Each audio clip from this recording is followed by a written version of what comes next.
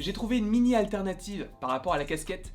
Le mini bonnet, ça ne sert à rien, mais pour détourer, c'est peut-être un petit peu mieux, même si je n'en suis pas sûr parce que je n'ai pas le retour. En tout cas, j'espère que vous allez bien. Aujourd'hui, on va parler d'Euphoria. Alors oui, hier, il y a eu le trailer de Godzilla contre Kong, oui, on va en parler, mais demain. Je sais que c'est pas forcément une vidéo qui va passionner les foules, parce que Euphoria, c'est pas forcément une série qui est très connue en France, même si elle est juste incroyable, je lui mets 20 sur 20. Là, il me semble que c'est samedi dernier sur OCS, il y a eu l'épisode Jules, donc c'est un épisode spécial, donc on va dire que c'est la suite de l'épisode Rue qui est sorti donc il y a quasiment un mois. Épisode d'ailleurs dont on a fait la critique, donc je vous invite à aller la voir, évidemment, si vous en avez envie. Les deux épisodes que sont donc Rue et Jules ont été faits pour patienter jusqu'à la saison 2, parce que normalement, aujourd'hui, on aurait potentiellement pu avoir la saison 2. Seulement, il y a le Covid. Donc par rapport à tout cela, c'est vrai que c'est un petit peu plus compliqué de tourner, donc c'est pour ça que pour nous faire patienter, Sam Levinson, donc le réalisateur de la série, nous a proposé deux épisodes qui sont juste géniaux. Il y a eu Rue du coup le mois dernier, mais aujourd'hui, je voulais vous parler de l'épisode Jules. Alors évidemment, il y a un comparatif à faire. J'ai préféré l'épisode de Rue plutôt que celui de Jules, puisque je suis plus attaché au personnage joué par Zendaya plutôt qu'à Jules, même si j'adore le personnage de Jules. Elle joue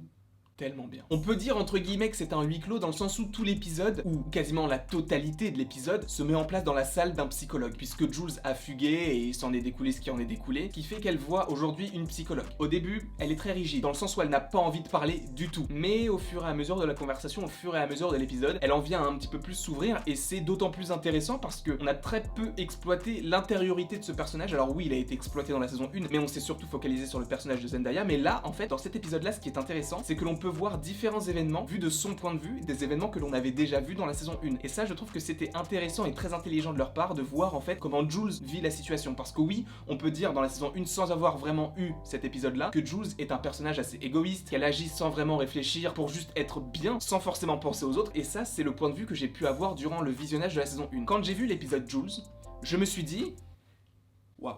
Parce qu'en fait, tu comprends tout ce que le personnage a traversé. Alors oui, tu vas me dire, oui, mais tous les personnages traversent à un moment donné une passe un petit peu plus compliquée. Mais elle, en fait, elle arrive à faire passer les besoins des autres avant les siens, sauf qu'à un moment donné, elle le fait plus, parce qu'il se passe des événements dont on n'avait pas forcément eu connaissance dans la saison 1, qui fait que tu comprends pourquoi elle a agi comme ça, et cet épisode-là nous permet de mieux comprendre ce personnage. Et moi, j'ai beaucoup apprécié, j'aime beaucoup ce fonctionnement du, au début, tu n'aimes pas ce personnage-là, mais attends, avec l'épisode qu'on va te sortir et qui va t'expliquer pourquoi elle était comme ça, tu vas l'aimer. Et ça me fait penser un petit peu au fonctionnement de Severus Rogue. C'est vrai que Severus Rogue, de toute façon, dans l'univers d'Harry Potter, il était extrêmement aimé, mais d'autant plus avec la révélation du fait qu'il a toujours protégé Harry Potter. Et ça, on ne l'avait pas forcément vu. J'aime bien ce procédé. Quoi qu'il en soit, j'ai pas énormément de choses à dire par rapport à cet épisode-là, à part qu'il est juste, comme la série Euphoria, dans le sens où c'est dans la continuité de la perfection, parce que peut-être que vous ne le savez pas, mais j'ai fait une critique en rapport avec Euphoria et je lui ai mis 20 sur 20. Parce que c'est une série que j'ai découvert quand j'étais pas forcément très bien, et elle m'a beaucoup aidé à aller mieux, à m'en sortir et à penser à autre chose. Et en fait, cette série évoque la drogue, évoque le fait d'être bien dans sa peau, etc. Et c'est pas forcément uniquement du coup lié à ce premier élément, donc la drogue, mais c'est aussi lié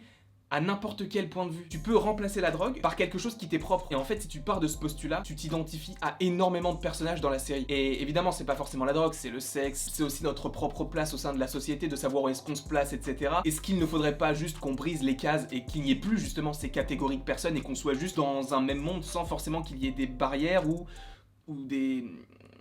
comment on peut appeler ça ? Des délimitations, on va dire, puisque barrière c'est quand même un mot fort, mais du coup des délimitations, et justement qu'il n'y ait plus ces délimitations et que l'on puisse vivre comme on veut sans pour autant faire attention au regard des autres. Et bien en fait cette série évoque tout ce passage-là, et d'autant plus dans cet épisode-là, puisque justement tu as le point de vue de ce personnage primordial dans l'histoire, mais qui n'est pas le personnage principal, et tu as le point de vue de plusieurs éléments de la saison 1, mais vu de son point de vue à elle. Moi je trouve que c'est hyper bien amené, hyper bien construit, et en fait on peut facilement faire le parallèle avec l'épisode précédent par rapport à Rue, puisque Rue, elle, se confie au personnage d'Ali, qui l'aide aussi en fait dans sa reconstruction par rapport à la drogue, et par rapport à ce qu'elle a vécu à la fin de la saison 1, et là on a Jules qui, elle, parle à une psychologue, donc en fait on a un petit peu ce même schéma du personnage qui se confie, sans pour autant en avoir envie au début, mais qui se libère parce que, au final elle a beaucoup de choses sur le cœur. Et je pense que c'est le parallélisme qui a été voulu par le réalisateur de la série. En tout cas, moi je l'ai ressenti comme ça, et j'ai vraiment hâte d'avoir cette saison 2, puisqu'il y a beaucoup de questions qui se posent. Et une nouvelle fois, évidemment que j'attends cette saison 2 avec impatience, mais c'est vrai qu'on peut se dire, est-ce qu'il en faut vraiment une ? Oui,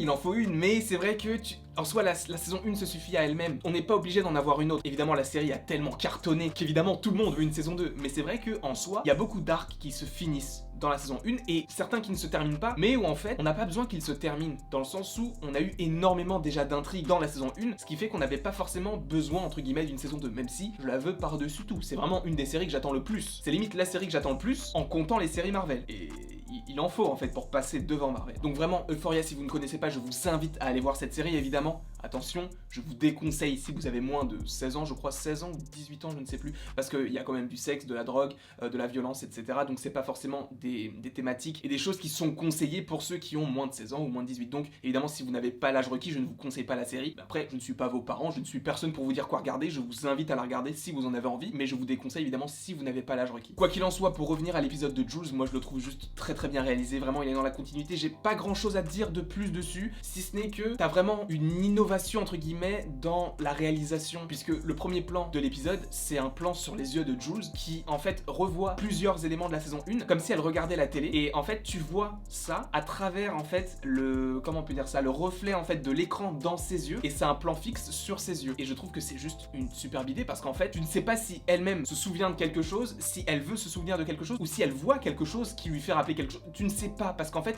c'est comme si elle était hors du temps, et qu'autour d'elle en fait tout était noir, et qu'elle n'était pas vraiment dans notre réalité. Après peut-être que je vais une nouvelle fois trop loin, mais moi c'est comme ça que je l'ai perçu, et juste je trouve que les mouvements de caméra, les plans choisis, tout ça en fait fait que cette série sort du lot, d'autant plus par rapport au scénario, mais c'est vrai que la technique elle est présente, et je trouve que ça fonctionne ultra bien. Donc je vous invite une nouvelle fois à regarder la série parce qu'elle est juste géniale. Je vais peut-être mettre un 19 sur 20 parce que l'épisode de Wu est juste génial et encore mieux, et je crois que je lui ai mis 20, donc c'est dans la logique des choses, mais je vous invite à regarder cette série parce qu'elle est juste incroyable, et je vous fais ce genre de vidéo aussi qui sort un petit peu de ce que vous avez l'habitude de regarder sur la chaîne, puisqu'il y a eu beaucoup de Marvel, parce que j'en ai juste envie. Donc j'espère que ça pourra en passionner plus que ce que je l'espère, puisque cette série est vraiment à regarder, même si ce n'est pas une obligation, vous faites ce que vous voulez. Voilà, j'avais envie de vous conseiller cet épisode, vous conseiller la série, vous dire que la série est juste géniale, que je l'adore, que ça peut plaire à énormément de gens, et beaucoup de gens peuvent s'identifier à énormément de personnages, donc n'hésitez pas à aller la voir, n'hésitez pas non plus à aimer, à partager, à commenter et à vous abonner.